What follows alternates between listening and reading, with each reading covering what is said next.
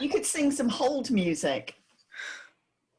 So the producer has now told me that I can start. So Okay, welcome to today's xChange, everybody. Who belongs in 2021? We, of course, welcome many Marketing Kind members, but today also welcoming a number of guests, and we're delighted that you're with us. Marketing Kind is a membership community of marketers building creative solutions to human problems through outcome-oriented gatherings and ongoing collaboration. Our gatherings include Coffee with a Cause on the last Friday of every month, where we change the world on our coffee break. On January the 29th, we'll be working to create a culture of belonging for migrants with Together in the UK, who you'll hear more about later on. Our xChanges, which are larger gatherings like today, where we come together to change the story on important issues. On February the 10th, we'll be exploring how we can create a climate for change with Mike Barry and others. We have monthly Your Marketing Kind sessions, which are an informal drop-in gathering for members. And on January the 21st, we'll be hosting our first digital fireside on the topic of renewal with Lynn Frank's OBE. But today, I'll be interviewing the three authors of the book, Belonging, the Key to Transforming and Maintaining Diversity, Inclusion and Equality at Work. Sue Unerman, Chief Transformation Officer at Mediacom. Kathryn Jacob, OBE, CEO of Pearl & Dean. And Mark Edwards, Sunday Times journalist and mindfulness coach. Hi to all of you. Hello, thank you for having us. Esquire magazine called Belonging, the most important business book of the year in 2020. And I'll be seeking to understand what led them to write the book, some of the key findings from the interviews and data the book is based on, and how we can create a stronger culture of belonging in the workplace. And we'll be seeking to expand the conversation to explore the relevance of belonging to society and the economy as we pull through the pandemic. We'll also have the opportunity to take practical action in creating a culture of belonging across the country by supporting Together in the UK, which I mentioned earlier, with our marketing expertise. And if you'd like to continue the conversation together after the evening's gathering, Anna will post a link to our online community space in the chat. So once again, welcome to all of our guests. For those of you who can't quite see behind them, that's the book we're talking about.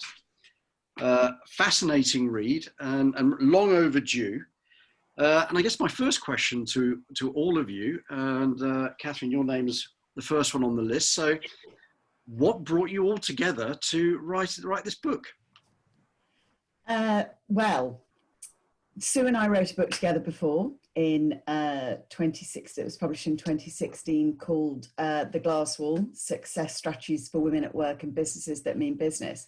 And this book has kind of partly come out of the over 150 talks we've done about that book, because we'd go and give a talk to a fast streamers network or the women's network in an organisation. And at some point, a woman would put her hand up and say, this isn't actually a question for you two. It's a question for the organisers. You know, where are all the men?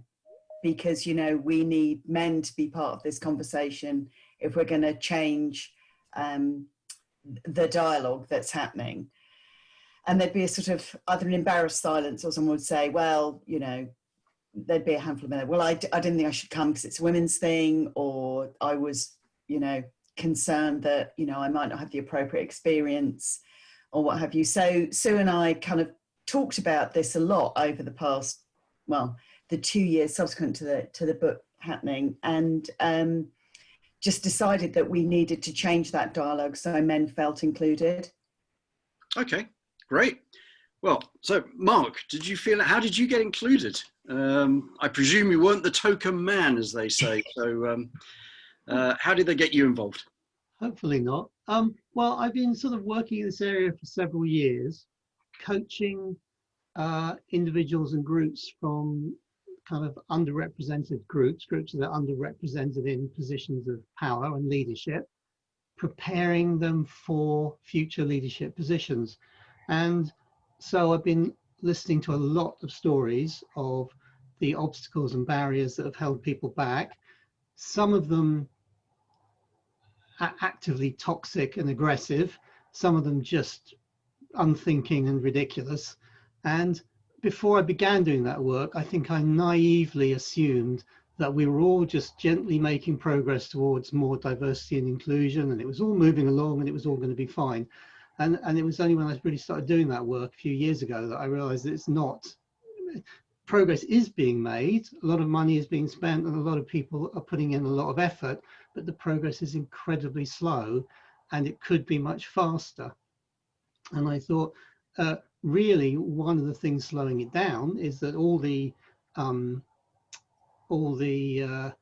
effort is having to come from the underrepresented groups themselves, the people pushing against the closed door, and the people on the other side of the door who could just open it aren't getting involved. And for different reasons, some some people trying to protect their own self-interest, other people just not knowing that they're supposed to get involved or that they could get involved or how to get involved.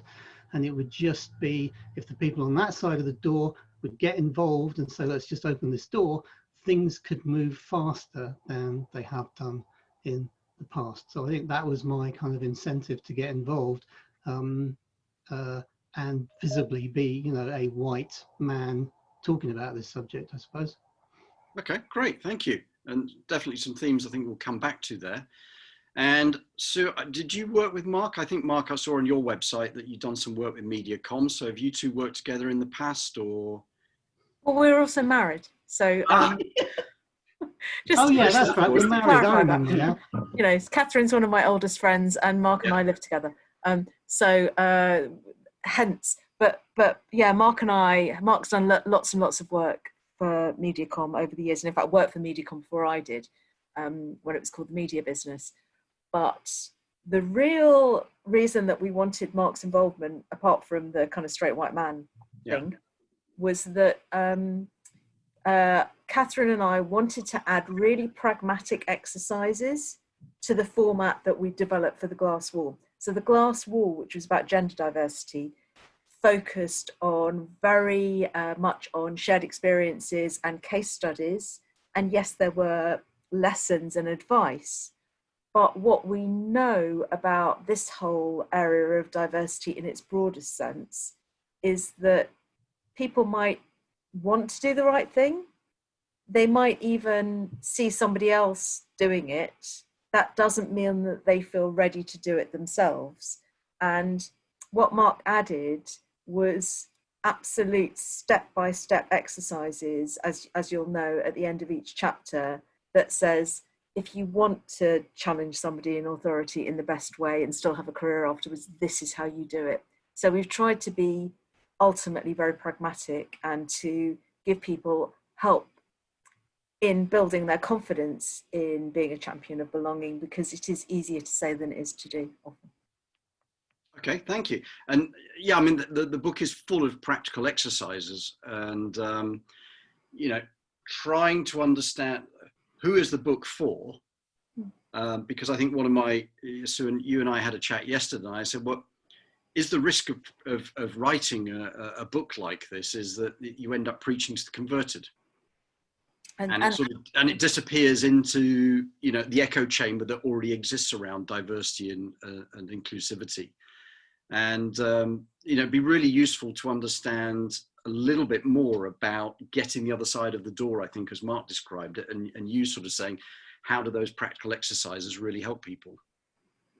So we interviewed a lot of people for the book, and Kathryn and I interviewed a lot of men in positions of power, CEOs, COOs, global organizations, big organizations, small organizations. It's not hard to find a straight white man in that role if you want to go and interview them. It's harder to find more diverse people, but it's not hard to find. And off the record, and we keep everybody's confidence in the book, that's how we get them to talk to us, and we wouldn't betray it. More than one of these men said to me or Kathryn, I'll be completely honest with you, for someone like me, it feels like there's a witch hunt going on. Now, never mind the irony of the fact that witch hunts were actually about, poor, weird, middle-aged women in the Middle Ages, and there isn't a witch hunt going on because those men still have the biggest share of all of the seats. what came across was, from their position of power and their position of privilege, that they felt as though the stakes were so high that if they did or said the wrong thing, that could be career ending.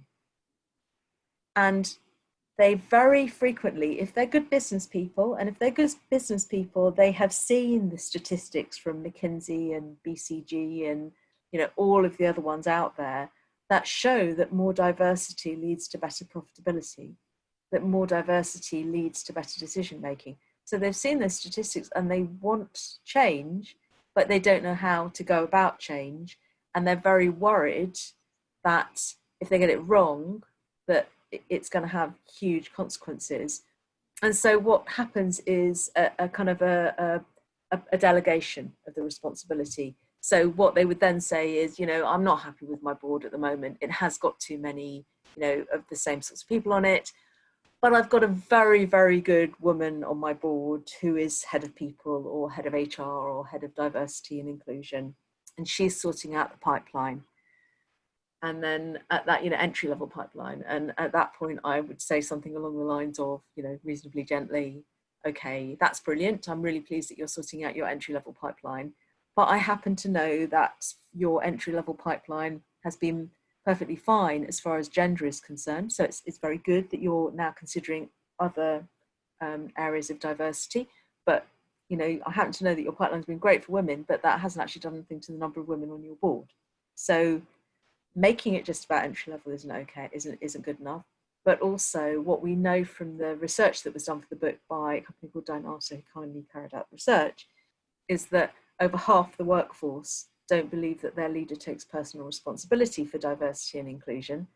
And, you know, not to kind of bring, you know, current affairs into this too sort of harshly, but it's a bit like when, you know, somebody very senior in government tells you that you've got to stay at home and then takes a long jaunt to, you know, a castle somewhere to test his eyesight. You know, if you don't see the boss really walking the walk, then it makes you doubt all of the initiatives. So what we want to do and say with this book is reach those people, and indeed reach everybody, because where we ended up with belonging after all of the interviews that we've done, thinking that we've done, is that everybody needs to lead from every seat. I'm sorry, this is a long answer, but just as it's not okay for somebody senior not to take responsibility, it's also not okay, and this is also quite controversial, for everybody else to be sitting there and going, well, it's time they sorted it out. It's time they did something, because actually things will only change if everybody takes responsibility. Okay, thanks, Sue. Mark, similar question, but you know, you're working with these people ongoing. How do you describe the other side of the wall? How do you break down the walls, or put the door in it, or the window, or whatever it, you know, it's, you know, I'm really keen to understand how you three will be taking this forwards, but what can we do to help carry the message? Well, I think the first thing to understand, the thing that surprised me is that I think roughly 40% of straight white men, the people who should be in the positions of power, they should be the ones who feel they belong and feel they fit in to the current kind of situation. About 40% of straight white men cover at work. And for anyone here who doesn't know that terminology, that means they don't show up at work as themselves. They don't bring their whole selves to work. They pretend to be somebody they are not, because they think if they turn up as they are, they will not fit in. So I think right from the beginning, you've got almost half of the people who we assume are the people who are resistant to change would actually probably embrace change and encourage change because they don't like the way things are now. So I think as a starting point, we have to realize we've got a large number of people who probably aren't getting involved in the discussions yet because they're not sure they belong, not sure how they fit into these discussions, who would like to and would like change. So I don't think that there's as much inertia there in that group of people as we would imagine. I think the other thing we have to try and communicate to people is that this isn't a zero-sum game. This isn't about if I encourage more diversity, I am personally therefore under threat, because it's not about a zero-sum game, it's about making a bigger pie, basically. If we have more diverse organizations with more diversity of thought, they will grow, they will be more successful. There's plenty of evidence to prove that, and that creates more opportunities for everybody to grow and everybody to develop and everybody to get on. So I think that's a really important message we've got to get across. Okay. And I mean, you all reference this in terms of the McKinsey work and the Deloitte work and that I've seen on diversity. And Kathryn, does that mean the market isn't working? You know, we trust in a market system that ensures that resources get directed to the greatest return on investment. And, or I think as Mark alluded to, we all thought it was happening, but it's not happening fast enough. Is the product life cycle of this somehow stalled? I mean, what's wrong with the market system that should be making this work for us? I think it's, as Sue's reference, which everyone thinks it's someone else's job. So, you know, you task your HR team to deliver something, but actually they can't deliver it unless it's part of the actual culture of the company and everyone is on board. And, you know, that you make it everybody's job. I mean, D&I is a £6 million business. Billion pound business, £6 billion business, and nothing's changed. And there's still everyone in underrepresented groups going, well, what's happening?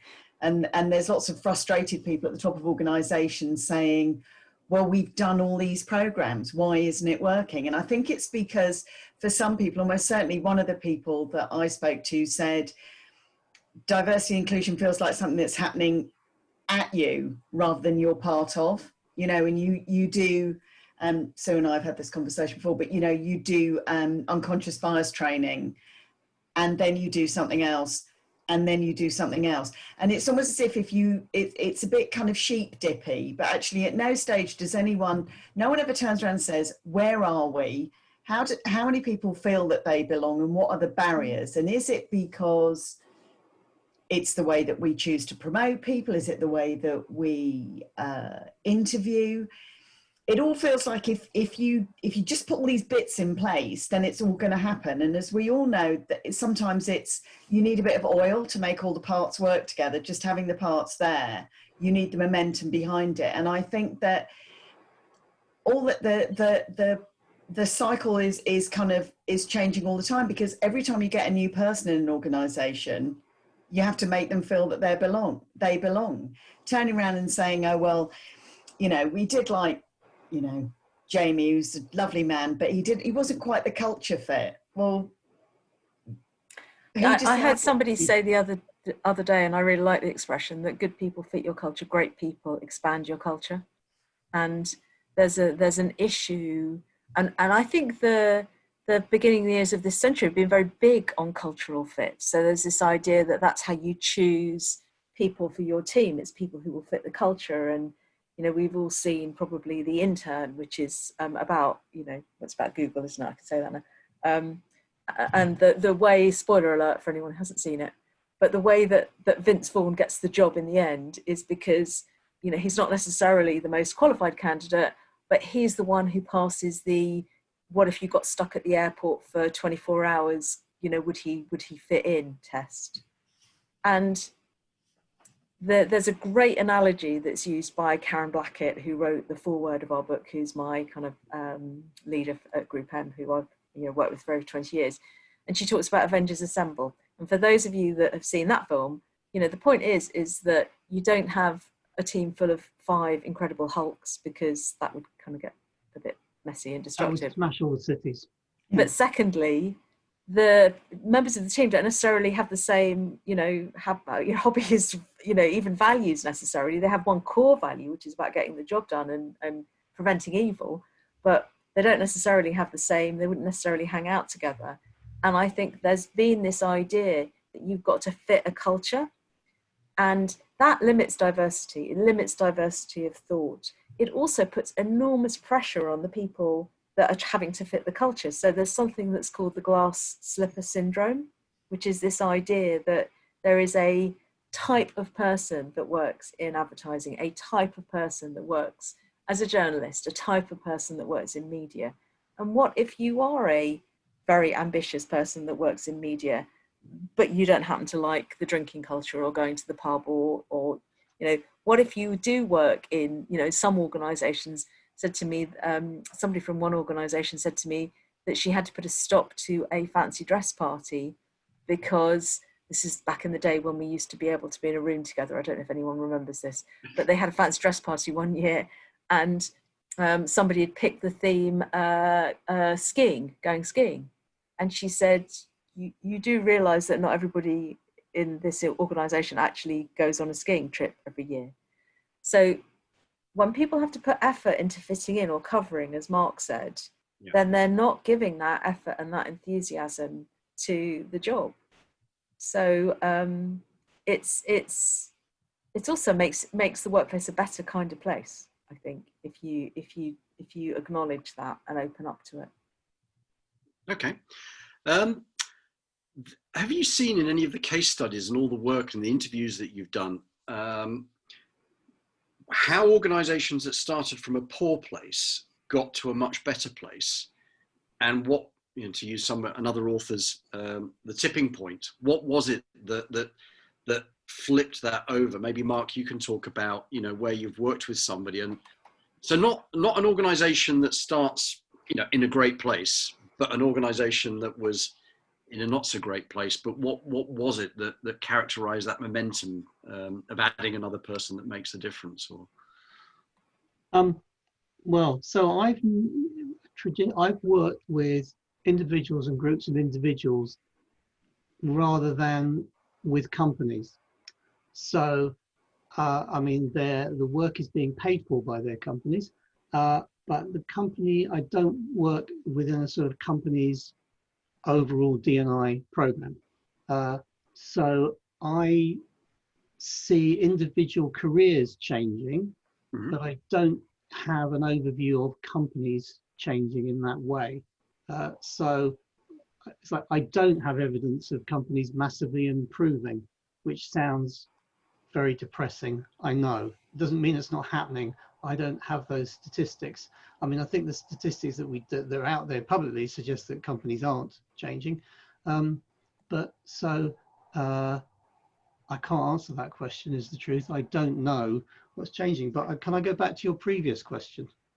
Go on then. Can I talk about what's slowing the change down? Yeah. Is that all right? Okay. Yeah. I've got my slide here, my acetate. Now that's the change equation. Dissatisfaction plus vision of the future plus first steps must be greater than resistance in order for change to happen. Now, there must be a lot of resistance, otherwise change would have happened. I think we've got dissatisfaction. We've got that. So what's not strong enough at the moment is vision of the future or first steps. And I think that it's true, there isn't a strong enough vision of the future. What we've got in this space at the moment is focus on the dissatisfaction, focus on what is wrong with the present. And you don't get change until you also add a vision of how amazing the future might be.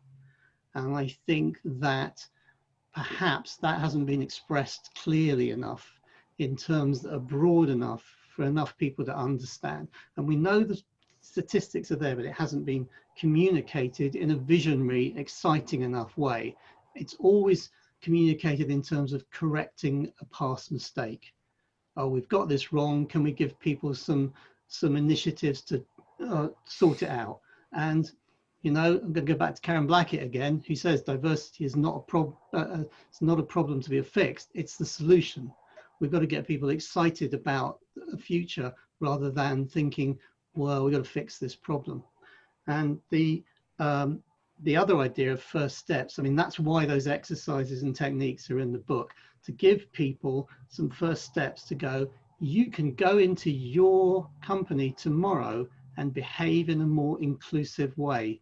You don't have to be head of anything or involved in any initiatives. You can just signal that you want to behave in a more inclusive way and involve more people. And then if we can change the culture like that, then that's a signal to people who might want to come and work there. If I go and work there, I'm more likely to feel that I belong. And in that way, in this kind of visionary way, you're attracting people in rather than desperately trying to recruit people and tick boxes and meet quotas, or however you set it up. You know, create an inclusive culture, create a visionary inclusive culture, and people will want to come to it, and a diverse group of people will want to come to it, and they will learn from each other that they feel they belong there and feel that they fit in. And again, I know I sound a little bit naive and optimistic, but I think this visionary, I think the practical stuff is being done, but the visionary stuff needs to be added to it. Okay. I mean, you've seen the media business do it, right? Yeah. Mark? Mm-hmm. I mean, that's the company that I was, and I know it's my company, but yes. I know that when I joined the company that I work for now, and I've worked there a ridiculously long amount of time, so 30 years last year, because I feel like I belong, but also because it's grown and it's changed so much. But the company I joined 30 years ago was small, a buying shop called the Media Business, and they'd never seen a woman in the boardroom other than bringing the tea, right?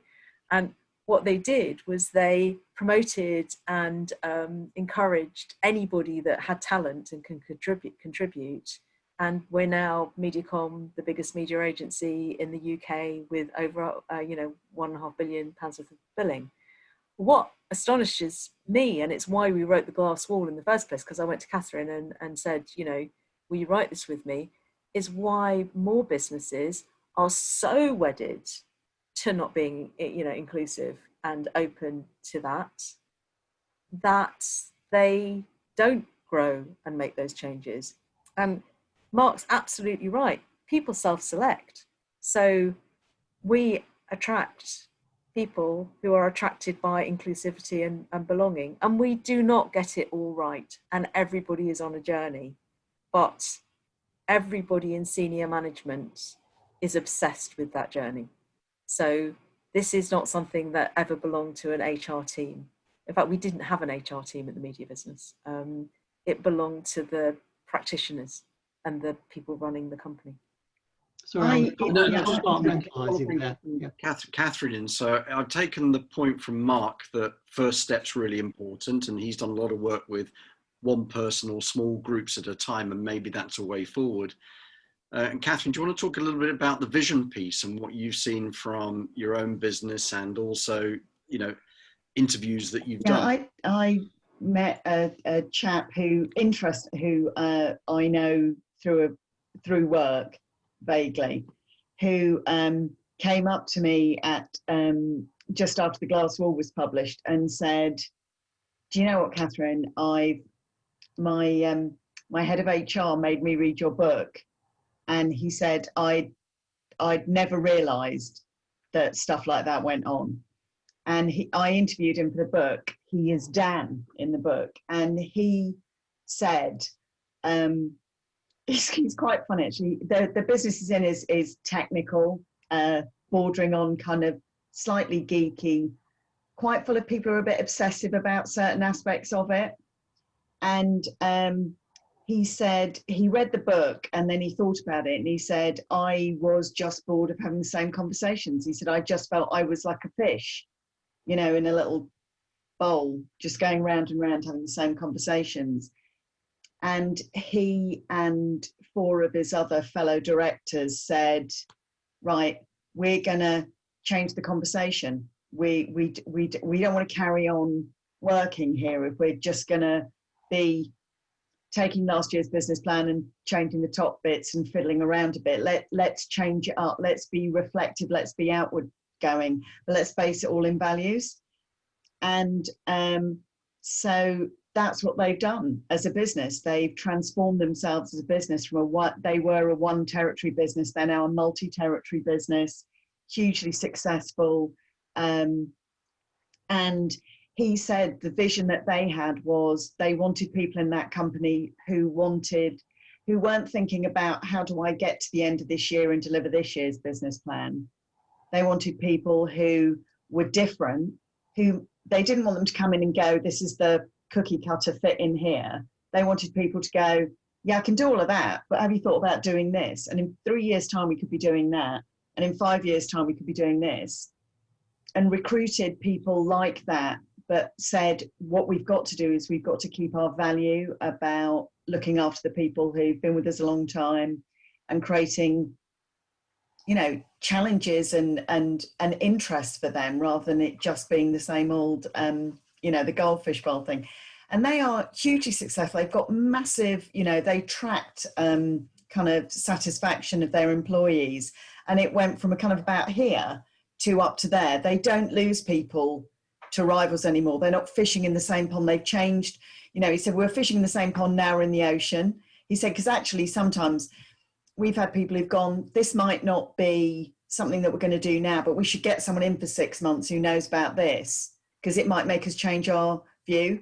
And they've done a whole bunch of things. And he said, he said, you know, what we just had was a wake-up call, which is, it's not enough for us to go, this is where we want to be. We've got to take our teams with us, and we've got to make it their vision and their value, you know, and reflect their vision and values. And it's you know, I know of this business, but talking to people who work with them more closely, it's transformed that business. The energy when you go in to their offices, when I went in to interview him, was just remarkable, you know. So yeah. Great, thank you. There's a lot of practical exercises and lessons and things that are written in the book. So, you know, it's very much a workbook rather than just a pure textbook, which is fantastic. And one of the things that strikes me, and you touch on this later in the book, and Mark, I'm sure there's a lot of you into this, is that concept of fear. And you know, you talk about, Sue referenced it earlier on, is that there's a lot of fear around this topic. And I wonder the extent to which the whole concept of D&I has become weaponized or politicized. And that sense of, and I think you touch on it, rather than celebrating imperfection, and the fact that none of us are perfect, and, you know, we're all on a path of growth, it's become zero tolerance. And zero tolerance for the other guy, not me. And how much that's become a little bit of a barrier, if you like, to progress. So I don't know who wants to pick that one up. There's a great book that I read about a year ago called Everybody Is Wrong Apart From Me. And, you know, that's a human instinct.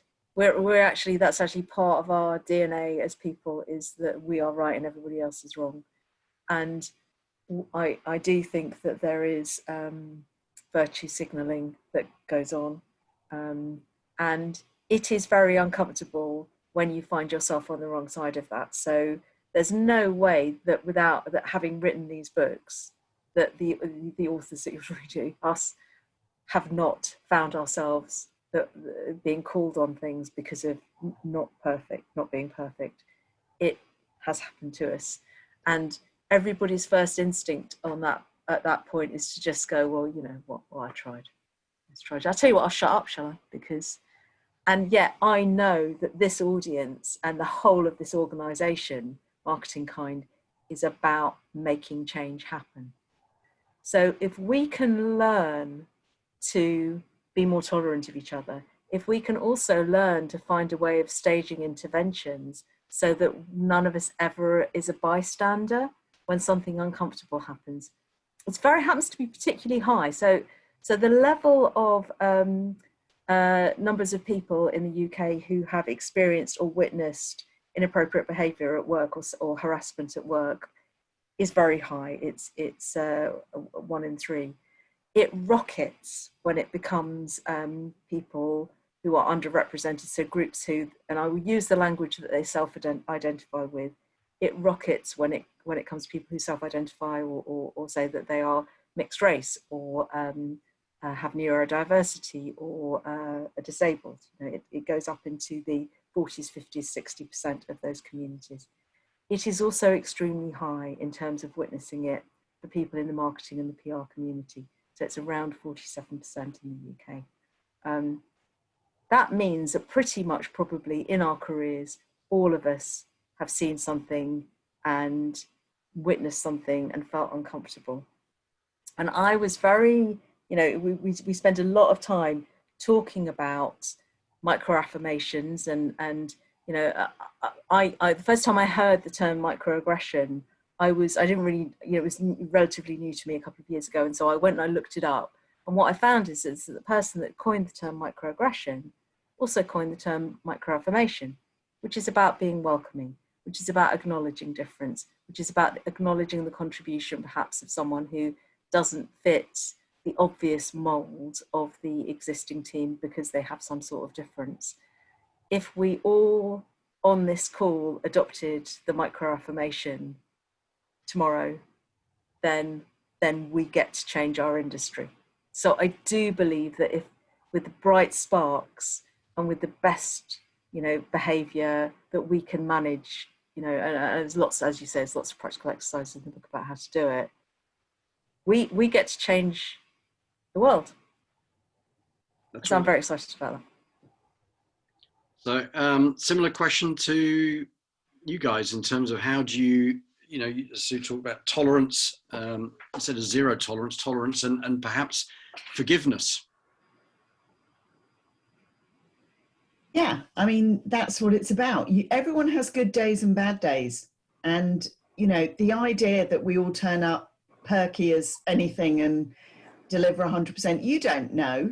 You don't know what people are going through. I mean, Sue and I had a example of this. Is Sue and I had a woman when we did one of our talks on the glass wall, and she said, I'm going to have to leave my job because my boss hates me and he doesn't like my work anymore. And we said, oh my God, you know, what happened? Thinking there was some kind of seismic falling out. And she said, well, I do analysis in my particular sector and I write reports up and then I do an executive summary, I give it to him, we talk through the summary and then he takes it away and digests it and uses that. And she said, in the last two pieces of work I've handed in, he's just said they're very good and previously used to say they're excellent. And I think he's trying to tell me that I'm just not good enough anymore and I should leave. And Sue and I were a bit kind of, sorry. And she said, well, I think he's trying to be nice to me and I know it's time for me to leave. And so we said, well, hang on a minute. How do you know that? Have you actually had this conversation with him? Well, no. Okay. Is anything changing in his, you know, is there anything changing at work? And she said, yeah, we're absorbing a new division. And it's like, well, maybe the reason why he's not kissing your feet and telling you he loves you is because he's got other things going on and he thinks you've got to trust. And I think that, you know, the whole thing about tolerance is think about what other people are going through. Don't immediately assume that everything is directed at you. So if a fellow worker is grumpy, it might be that they've got a new puppy and they're not sleeping, or you know, their neighbors are noisy or something like that. And they don't want to talk about it because they're just trying to turn up and get through their day. And Mark has a great technique, which is, you know, what we should do is when we're in organizations, say to people, when I'm really flying, this is what I'm like, you know, and everyone likes talking about that. But then other times saying, when I'm feeling a bit vulnerable, sometimes I don't want to talk. I just want to kind of get my head down for a couple of hours and then think about how I want to do a problem. I don't want you asking me, is everything all right? And I think it is that thing about being, you know, the tolerance thing and the thing about being open and turning around and saying, I don't know how you feel. I can't possibly know how you feel, but I want to help make things better for you. That is, you know, great, you know, to do that for people, just to say, I am here for you and I'll help whatever way I can. And I think that willingness to be vulnerable with other people is actually key, because then you do feel that you belong because you've got each other's backs a bit more. Okay. Mark, similar to you, celebrating imperfection versus zero tolerance and how we move forward, and how do you manage that with your clients? So imperfection. So yes, I mean, Kathryn's talking about something very interesting there, that the idea that when you put a team together or when a team starts working together, empathy doesn't just happen. And the more empathy you have, the more forgiveness is there and the more tolerance is there. And I think we just assume that if we just say to people, be empathetic, they will be empathetic. It's not actually a natural human thing, empathy. You have to work at it and you have to make it happen. So what Kathryn was referring to is an exercise that teams go through where you all answer various questions. You all talk as a team about yourself.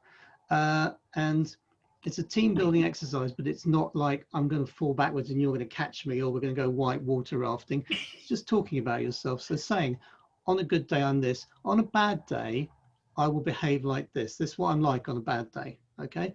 And when I'm having a bad day, this is what I want and this is what I need. This is what I don't want. This is what I don't need.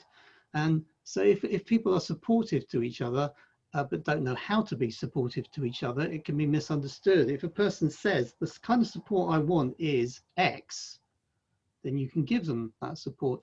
So it's about not making a lot of assumptions, not assuming that we all know each other or that we all understand each other, that we can all just be empathetic. It's about talking about what we want and what we need. It doesn't mean you always get everything you want or everything you need, because everybody's wants and needs might conflict at the edges, but it's much, much clearer, and it allows a team to support each other in ways that it can't if people don't know each other and don't have these more vulnerable conversations.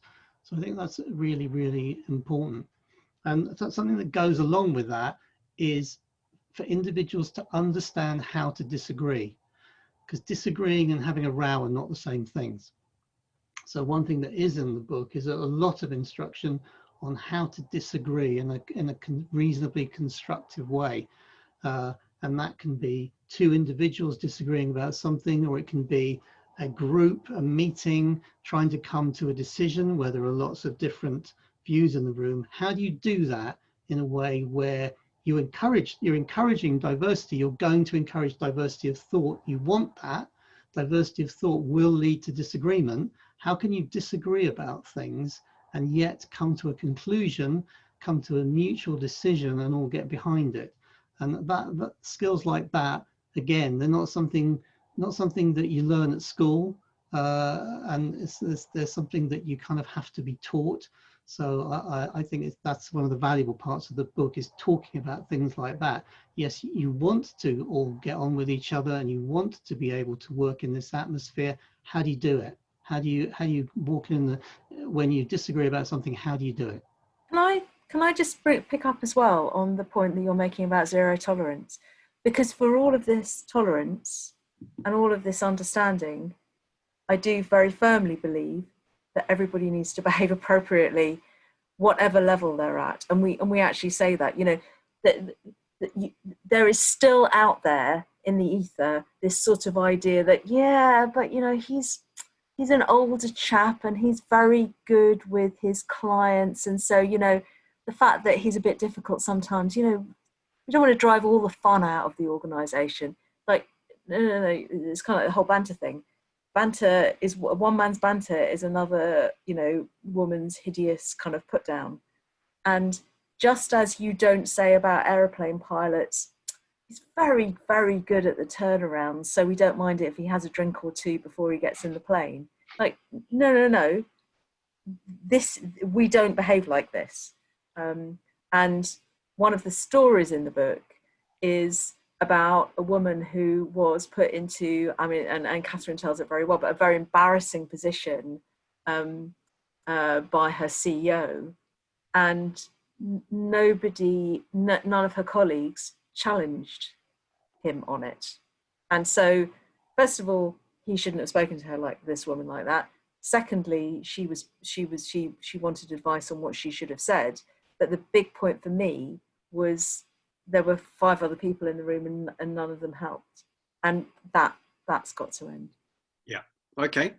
Terrific. Thank you very much. That's been fascinating just to listen to do that. You now get a bit of a break. We're going to turn to our cause. You can, whilst we're doing that, submit your questions, and some of them are already coming in for our panel through the Q&A button at the bottom of your screen.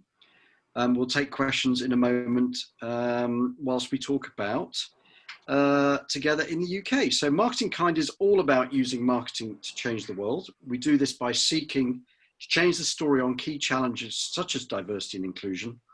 And we also achieve this by volunteering our marketing expertise to support good causes. We can't create a culture of belonging across the UK unless we can provide a good welcome to people immigrating to the UK.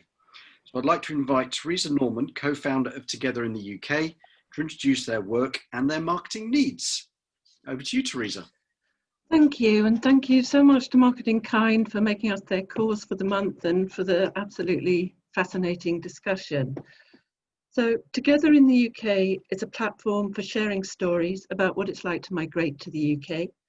We do this to support people making a similar journey, but also to provide a platform and an audience for people who want to share their stories. How it started with my volunteering to support a young mum and her 2 children who'd come here in very difficult circumstances. And she's very connected with the church and with services, but it seemed to me no one had shown her the park, no one had shown her the library. So I realized that there needed to be a place to go where people will share with you what they found helpful, other people's stories. And as I started this, I found other people willing to work with me to make it happen. So it had something to it, and we've now been going 5 years. So it can be very cathartic to tell your story, if you want to, and to be heard by a receptive audience. So in February, when we held a live event at Union Chapel, where we heard a range of stories from people who'd migrated to the UK. Someone who'd started as a security guard, became a successful entrepreneur, and a family who'd come to the UK as boat people 40 years ago. And one of the most powerful things I've ever heard in my life at a presentation was one of the family getting up and saying, I can now say without hesitation and with confidence that there's nothing wrong with being a refugee. Boy, did that teach me a lot about stigma and about privilege, and about, of course, it could happen to any of us. But sharing these stories was a very joyful experience for both the speakers and the audience. So when I think about belonging, we've just published a blog on our website, Together in the UK, from Sundar Katwala, who's director of British Future. And he talks in terms of belonging and integration about being integral to society. And you cannot really be integral unless you can tell your story and be heard. And I like the word integral because who am I to accept you? But if you're integral, we are all in it together in the UK. So what we're doing now is we're taking this one step further, and we're running a creative writing competition for migrants to the UK, both first and second generation. And we've got an under 18 category and an over 18 category. We've put together some high profile judges and some very good prizes.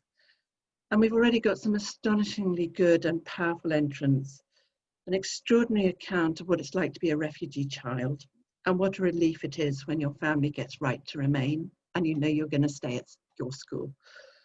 And a beautiful poem about being seen by Banksy. So some artwork that Banksy did around refugees had so much resonance for this entrant. However, we want more people to enter.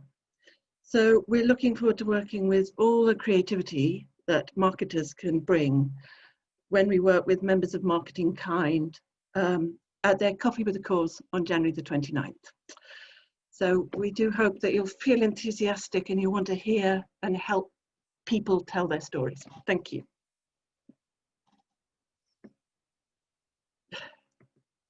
Stuart, you're on mute. If I hadn't heard that enough in the last 12 months, thank you, Teresa, and thank you very much for coming to share the story and some very moving stories in that little section that you introduced. Anybody interested in learning more about Together in the UK and supporting their marketing can get in touch with Anna at marketingkind.org. That's Anna at marketingkind.org. And if you're a Marketing Kind member, you can join Teresa for the Coffee with a Cause gathering on January the 29th. And if you're not a Marketing Kind member, become a Marketing Kind member. Right, questions from the audience. I guess this is one that perhaps you're used to coming up, but since change on diversity and inclusion is not happening fast enough, what are the panelists' views on having quotas or an element of positive discrimination? And do they think that if adopted, this would alienate or cause resentment? And that's from Leonora Bab Benjamin. So what about quotas and positive discrimination? Who wants to lead off on that one? I like the idea of targets, not quotas. Targets is business speak. Quotas feels it's the wrong language, and we're used to targets. And I think that they have a use. I mean, the issue about any kind of structure around these things is that it's a bit like the Equal Pay Act. Equal Pay Act hasn't really changed things. Gender pay gap hasn't really changed things. I think what you've got to do is turn it into a business language piece of look at the benefits and change the narrative to be, if you do this, you will be more successful because there's so much proof on it. And that the target becomes something you achieve rather than just a, oh God, you know, whatever tick box thing. Because if you look, for example, at the widely lauded women on boards piece, you know, if you look at that, 32% of board, you know, 32% of boards have achieved their target. Well, yeah, they have, but actually only 3% of them are exec directors. So it's so easy to hide behind quota or ambition, whereas if it's a target, you've got to hit it, is my view. Okay. Any other thoughts on that particular topic, Sue or Mark? No, I would agree. And but the key thing is targets, detailed targets, and targets at every level. So I think that's and one of the examples in the book is a company, a business that made an enormous difference to their gender pay gap by being very specific and about the targets that they could achieve. Look, and the other thing about this whole area is that very often the answer becomes, yes, but we just can't find the people. And actually, yes, you can. You just have to look a bit harder for them, maybe take a bit longer. Okay. Targets rather than quotas, yes. Thank you. Next question from an anonymous one, actually. It says, I'm wondering if the panel has any advice or suggestions for a straight white man when applying for jobs for progressive companies with diverse and inclusive cultures. How does one convey that you can be a great person for their culture? So the question for me would be, what are you going to bring to their culture? And one of the greatest answers that you can give is to show how you have been a champion of diversity, inclusion, and belonging, but obviously with, as always, with evidence. So that would be how I would tackle that. Okay, any other? Yeah, and I would agree with Sue, and also turning around and saying that, you know, to say everyone who is a straight white middle-aged man is part of the problem is equally as bad as just, you know, putting people into a, you know, deciding one sector is not as capable. And I think it's about equipping yourself with the tools and the language to ensure that you will be part of that journey, and actually you're a very strong advocate for it, and you'll lead from your seat every day. Okay. Mark, one for you from Paul. What advice would you give to someone who would like to include more of their whole self in their working life, but is nervous to break cover? Wow. Do it very gently. I'm It's interesting when I hold coaching sessions with groups about this, we talk about the idea of bringing your whole self to work because it's such a slogan these days. And we talk about personal brand and how if what you're communicating is not what people are receiving, you don't have a strong personal brand. And there are two ways you can strengthen your personal brand. And one is to take on board feedback from other people about how they see you. And maybe it's true, which is an emotionally challenging thing. And the other way is to expose more of the parts of you that other people don't currently see, which is also very challenging. And it's a decision that you have to take very carefully. I don't think we need to get into a mantra of bring your whole self to work as though that's necessarily a good thing. People are allowed to keep parts of their personality private if they want to. The way to do it, I think, is to just begin very carefully with the people closest to you and around you. And as with so much else at work, have some cheerleaders, have some people in the organization whose opinions you trust, and actually talk about what you're doing rather than just doing it suddenly. Say, I'd like to do this, what do you think? And try and sound it out with people. Don't do, just as a general rule, don't do anything at work on your own. Have a group of cheerleaders around you, have a group of people who you work with. And I think this is true of this as anything else. Okay, thank you. Anybody else want to comment on the whole self at work? No? Well, I think having a wingman or wingwoman is vitally important, which is, we talk actually about the difference between sponsoring and mentoring and wingmen and wingwomen. And just touching on a question that I can see Paul's mentioned as well, which is about forms of diversity that you can't easily track. I am a huge introvert, and many of my colleagues at the senior level, well, basically they're all extroverts, and I'm much more introverted than anybody. And for a lot of my career, they spent an awful lot of time trying to make me be more extrovert, and I spent an awful lot of time feeling lesser because I wasn't extrovert. And for those of you that are introverts out there, you know that sometimes that can be, very emotional. Now, Kathryn, who is a basically just one of my closest friends, is very extrovert, but she's an extrovert with empathy for what it feels like to be an introvert. And we've talked about this, and we've talked about the differences, and it's taken me an awful long time, so most of my career, to be comfortable with being able to explain to people that I work with very closely that the way that they exhibit team bonding, which is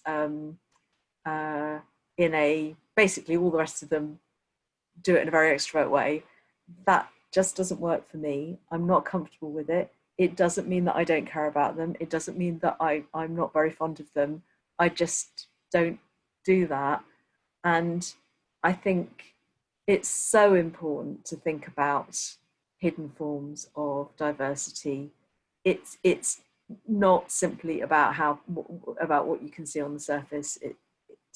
As Matthew Syed says very well in his book Rebel Ideas, it's you only get the benefits of diversity if you can include diversity of thinking and diversity of behaviour. And I mean, I'll just give you one example, which was at so Kathryn is a huge WACL member, so Women's Advertising Club of London. What's the L stand for, Kathryn? Women in Advertising and Communications London. Thank you.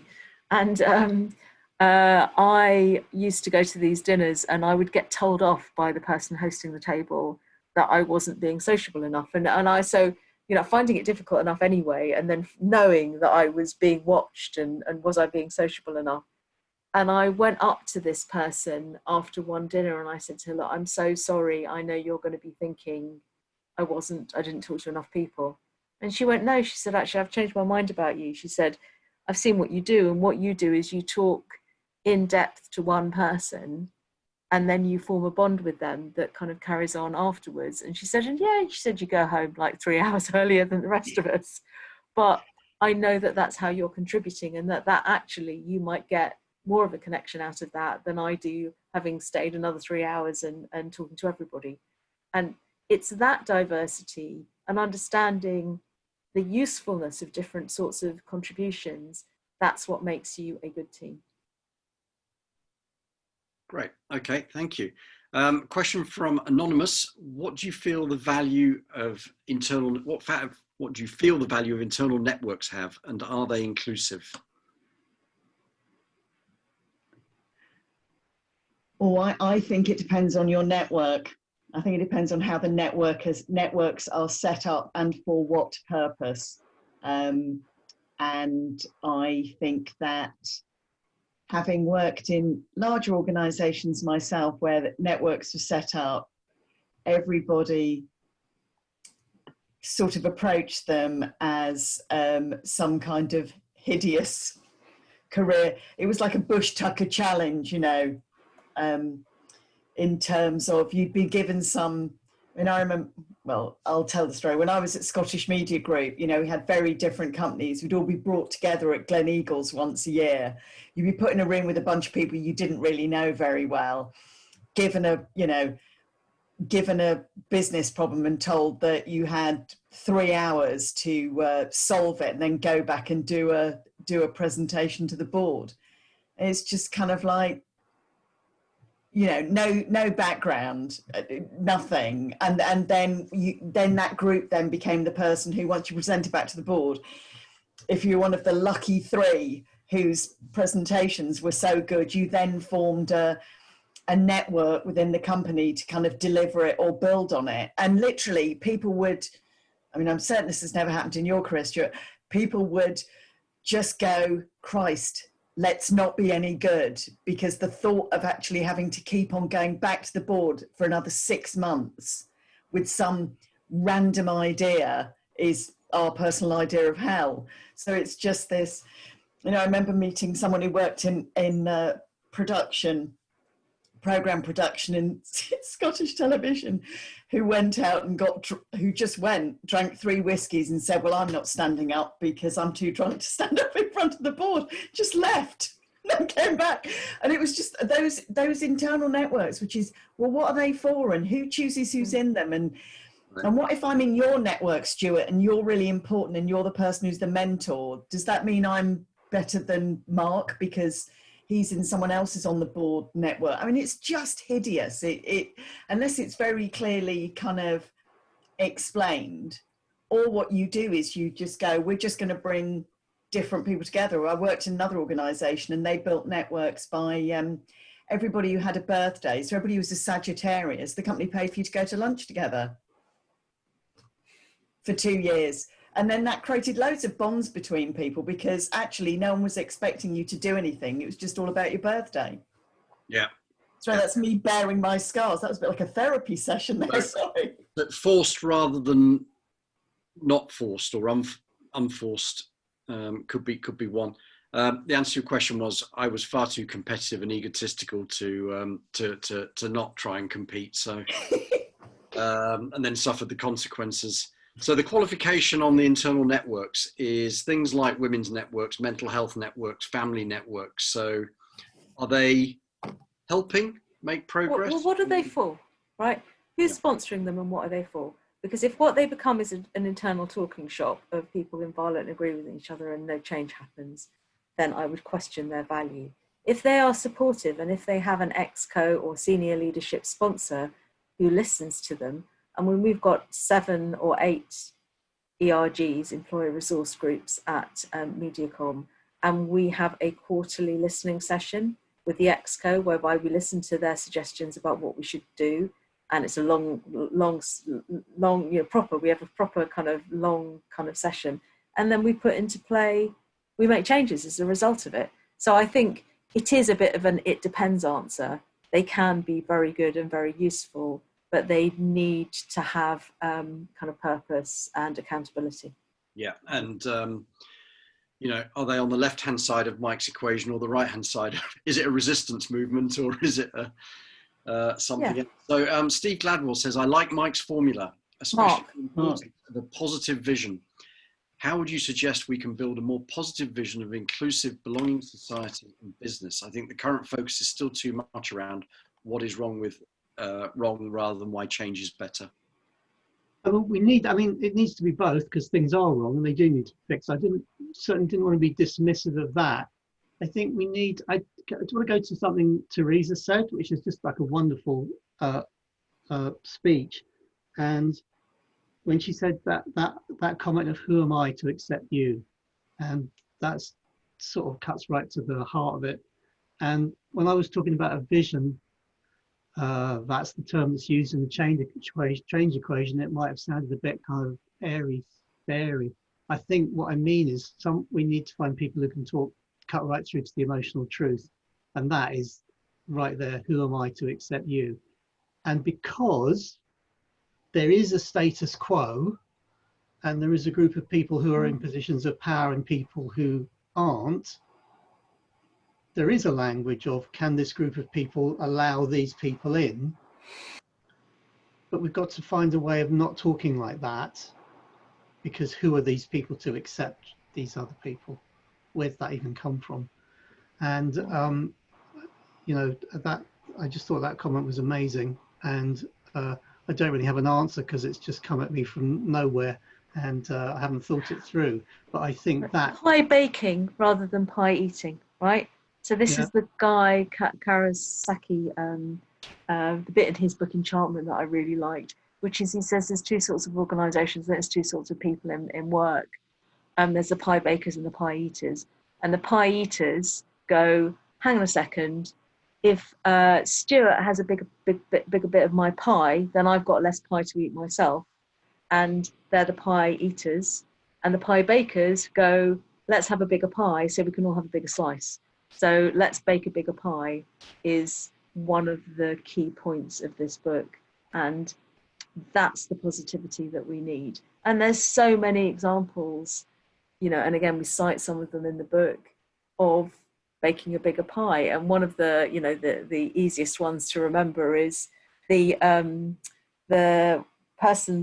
Surgeon General in America at the turn of the last century, so in the early 1900s, said that half the doctors, half the men who were doctors in America would have to give up their jobs because half the doctors needed to be women. So he was very, ahead of his time instead of saying that. And do you know what? If you look at general practice, half the GPs in America are women now. But in 1908, there were 40,000 of them, and now there is about 5 million of them. So there was a bigger pie. Great. Okay. And again, sort of testing the frameworks a little bit. Andrea Dominguez says, what about Karl Popper's paradox of tolerance? The paradox of tolerance states that if a society is tolerant without limit, its ability to be tolerant is eventually seized or destroyed by the intolerant. Karl Popper described it as the seemingly paradoxical idea that in order to maintain a tolerant society, the society must be intolerant of intolerance. Yes. Is that not just about what Twitter has decided about the President of the United States? I think it's a very real paradox. It's one that we all live with day in, day out. But I'll tell you how I would answer this, because it's a long time since I read Karl Popper. This is how I would answer this, is I believe that deep down we all know the right thing to do is. And I once saw Vivienne Westwood at Cannes, strangely, giving a whole speech about this, and she would go, you know what, you don't need to go, you could be religious, you don't need to go, what would Jesus do? You just need to go, what would my better self do? We have an instinct for knowing what the right thing to do is. And if we all acted on that rather than the easy thing to do, just the easy thing to do, or the thing to do that will get me a pat on the head from the alpha male that's leading the organization. Sorry, it could be an alpha female as well, but the patriarchal figure that's leading the organization. If you thought about what's the right thing to do, and you will find that you are not alone in knowing that and acting on that. And that's what I would suggest that we all do. Okay. Anybody else want to comment on intolerance of intolerance? No, I think Sue's completely right. I think it is. We do have a voice. We do have a voice in our head that says that's not the right thing to do, and I think we suppress it ruthlessly at times because we think it will not be acceptable. Yeah, I've always been rubbish at suppressing it, actually, which is why I came to career success quite late, because it was only when I started working with a bunch of people who would put up with me. You know, it's you need to be true to what you know is the right thing to do. You know, we work within a capitalist framework. We work within a system that is, we live in one of the weird nations, and it does feel very weird at the moment, but the acronym actually stands for Western educated, industrialized, rich and democratic. And we are fortunate, as Teresa pointed out in her conversation, we are blessed to be in one of these weird nations. We also therefore have both the privilege and the responsibility to ensure that we make it the best possible experience for everybody around us. well said. And for those that want to help Teresa and her together in the UK, you can get in touch with Anna at marketingkind.org, just in case you didn't have the chance to write that down the first time.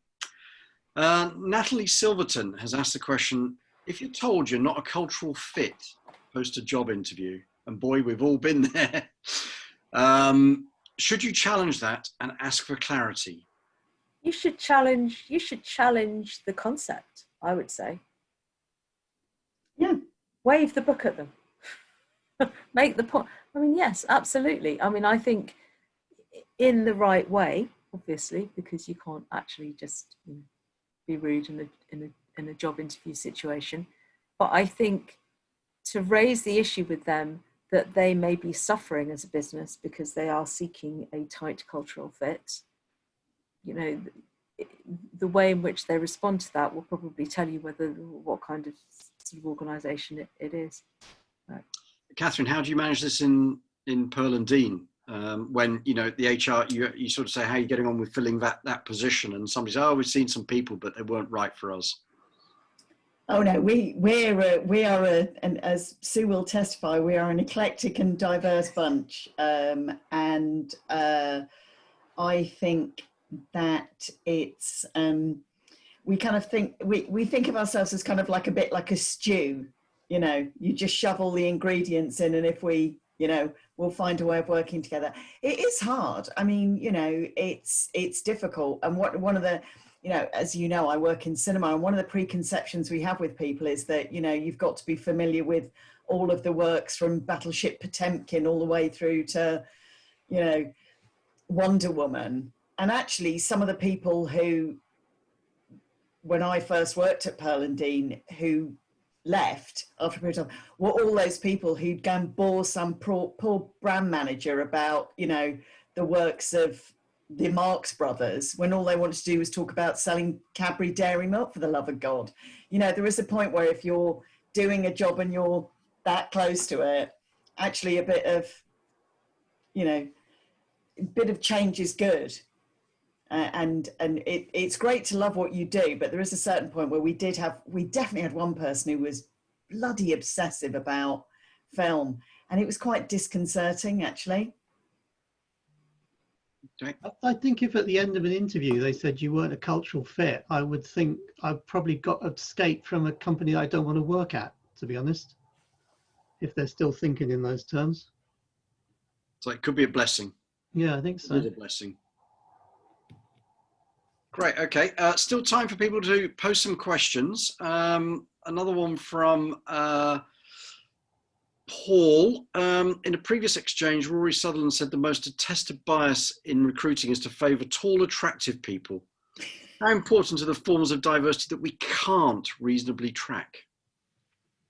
Yes, I mean, I think I tried to answer this a bit earlier, but I think it is absolutely very important. As someone who has never grown further than 5 foot, nearly 2. There is, certainly. I think that someone's done. I think Michael Gladwell's done a piece about the actual value that you earn, how much more money you earn if you're a tall man versus being somebody who's shorter. I think it all is about the diverse mix, and it's about introverts and extroverts. It's about the neurodiverse, which, you know, there's an element of the book that's about what we call one voice, which is somebody just speaking from the heart.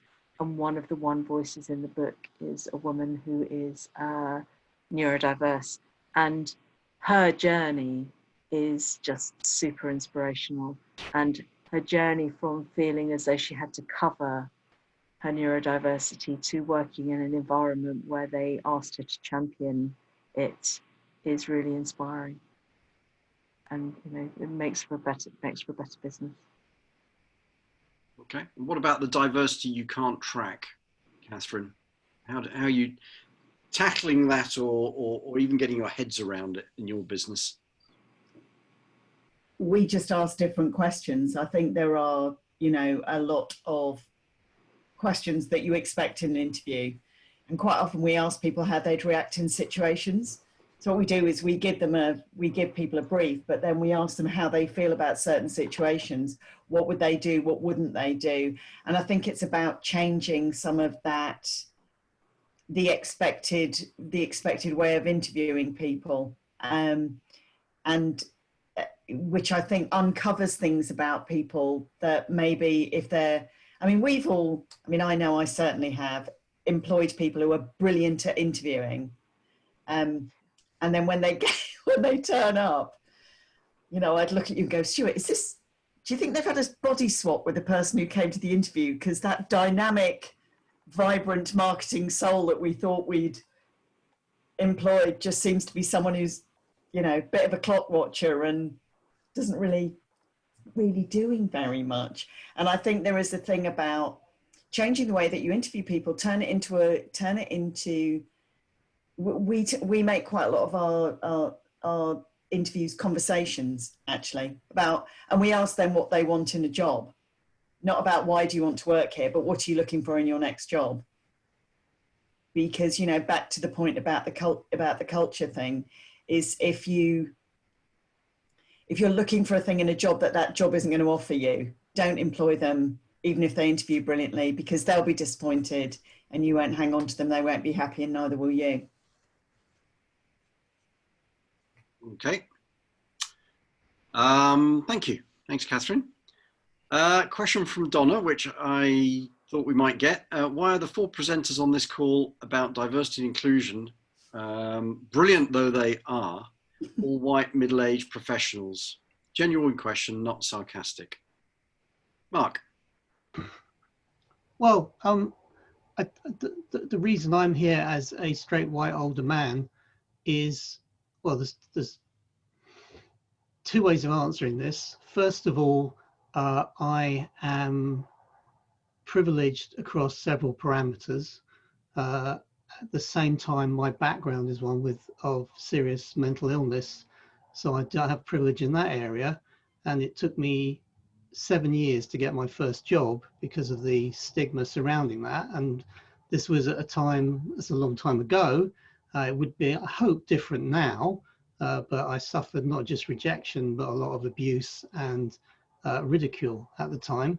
So I'm here because that side of me, the side that suffered that stigma, hasn't, you know, that never entirely goes away. And I have a passion for creating opportunity for everyone rather than people who meet certain criteria. So that's why I'm here. The other reason why I'm here as a older straight white man is because I don't see enough older straight white men talking about this. And I think the more that do, and it is tricky because what do they want to kind of take over this area as well? I realize that's an issue, but the more that they do, the more it becomes something that is on the agenda of the people who look like the people who are in power. I think there's a chance that the progress can accelerate. And I know that's a very double-edged thing I'm saying. What are the white people going to come and suddenly be the saviors of diversity? I hope that's not what I'm saying, but I think that it can't be left to the underrepresented groups of people to be the only people championing this.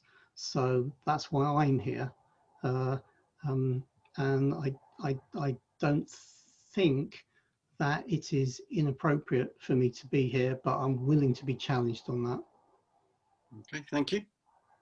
Well, I can talk about why we wrote the book. So Kathryn and I wrote the first book, The Glass Wall, which was about gender diversity. And actually, we didn't talk about other forms of diversity in that book because we started from the point that if you take, as Kathryn mentioned, the FTSE 100 that claims 32% of boards are populated by women, that's non-executive directors, and the actual executive director figure is 2% and has been for some time, hasn't shifted. In fact, it's gone backwards. And the number of women CEOs is less than a handful. You're more likely to be a CEO of FTSE 100 if you're called Mark than if you are a woman. So we started with that gender book, and when we did all our interviews for The Glass Wall, people talked about, the women that we spoke to talked about gender as being a very large part of the issue, and that's where this idea of the glass wall came from. As Kathryn explained, during the process of doing the post-book interviews, we then came to realise that this idea of the glass wall didn't just apply to gender. This idea of this invisible barrier applied across every form of underrepresented groups. And so Kathryn and I were very eager to go out there and discuss this and do interviews with a much wider proportion of the population. And that's indeed what we did, and that's what our quant research is about. What we stated in the writing of the book was that we were going to use our privilege to try and represent the voices of those people who felt that they didn't have the right platform. So that's what we've tried to do. I'm sure we haven't got it all right.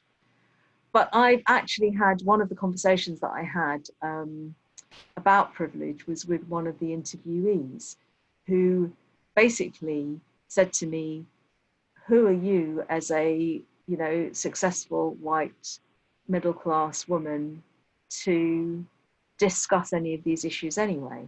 And I said a bit of what I'd already said, but I said, but do you know what? I've experienced misogyny in my career. I've experienced anti-Semitism in my career. I've experienced ageism in my career, actually from both ends now.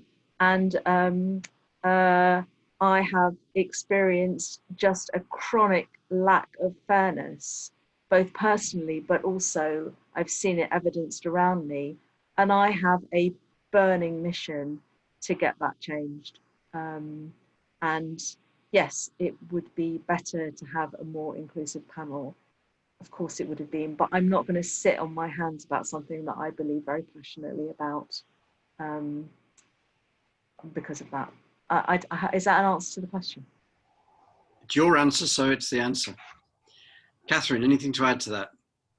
Yeah, I mean, I think I'd also say that the reason why we're here is because we wrote the book, and just writing a book doesn't necessarily mean you get published, you know, and we went to, you know, a couple of publication places who just said, yeah, we don't think this book is needed, didn't we? You know, there isn't a market for this book. Well, we do think it. And it is that thing where, to a certain extent, we've used our privilege to get the book published, to start the conversation that wasn't happening. So, you know, it is the thing of, if you sometimes think the world of marketing is vicious, crikey, you know, try publishing. You know, it's that whole thing of, you know, quite risk averse, very, very staid in lots of ways in the way that it works in some of them. And so, yeah, you're right. But if we can use our privilege to get this book published and start some conversations and change some organisations, then I think that's a good thing. Right. Brilliant. Thank you. Well said, all of you. Sadly, we are out of time. So many thanks to Sue, Kathryn and Mark for all your fascinating insights. And it's been a privilege to be on the panel and to be able to put those questions to you. Thank you again to Teresa. And to all of you for joining us and making this such an engaging conversation. my most joyful moments in my career have when I've had to work with in diverse teams, often when I'm just dropped into a situation as a team member. So it's absolutely buy into what you're getting. And why am I here? Because I became vulnerable when I lost my corporate armor, and the pre-runner of Marketing Kind, Pimp My Cause, gave me some purpose. And I've subsequently found Marketing Kind and Pimp My Cause to help me rediscover who I am and what I want to do in the latter part of my life and career. To take part in more such gatherings, please consider joining Marketing Kind. Or if you're already a member, please consider inviting a friend or colleague to join. Now I'm going to hijack our panelists and say, can we have 2 copies signed by you all? And I now know you all so close together, because I'm going to say that for anybody who joins new, as a chance of winning 1 signed copy, and for any existing member who does the most amazing tweet, share, like, whatever about what you've heard tonight, also has a chance, and the judge's decision is final on both of those. So I'm going to lean on both of you to do that. We are a social enterprise. We've done the social bit, and that was the enterprise bit coming in at the end. So as a quick reminder, our upcoming gatherings include a digital fireside on the theme of renewal with Lynn Frank's OBE on January the 21st at 5 o'clock GMT. Coffee with a Cause with Teresa and her team from Together in the UK on January the 29th at 11 AM GMT. Next month's theme will be climate change. Our xChange on February the 10th will explore the question, how can we create a climate for change with Mike Barry, Louise McLaren, Dr. Orit Gal and Durav Bura. We'll be working with Renewable World in our February Coffee with a Cause, and in our March 11th xChange, we'll be asking Seth Godin, can all good marketing be marketing for good? And for more information on anything to do with Marketing Kind, please go to www.marketingkind.org. Join up, it's well worth it. You can make a difference. Thank you again to all our panelists. I hope everybody's enjoyed it. Have a good evening. Thanks so much. Thanks for having us. Good evening. And your dogs are very well behaved, Stuart. So yes. Yeah, they were starting to get a bit restless, but they're fine. Yeah, yeah.